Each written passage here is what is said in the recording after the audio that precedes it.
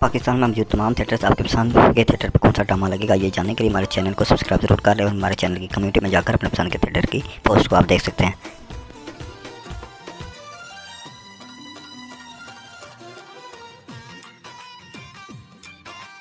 दोस्तों Cabri theatre के अंदर सिमी खान जो है वो अपनी एक भरपूर कारकर्दगी का मुजाहरा कर रही हैं। दोस्तों Cabri theatre GT road Gujranwala मजमा 23 दिसंबर 2022 से दोस्तों करमदास नजर चौधरी इमरान शोकी सुपरस्टार और इसके अलावा दोस्तों सिमी खान सारा महल विकी कोडू एक ज़बरदस्त कास्ट के साथ ड्रामा प्ले हो रहा है कैबरी थिएटर के अंदर। दोस्तों इसको लाजमी देखें, ड्रामा बहुत ही इंटरटेनमेंट से भरपूर है। कोमल भट्ट है इसमें डांसिंग रोल।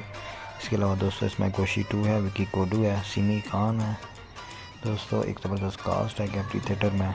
ड्रामे को लाजमी देखिएगा। हमारे चैनल को सब्सक्राइब ज़रूर कर लें, वीडियो को भी लाइक ज़रूर कर दिया करें।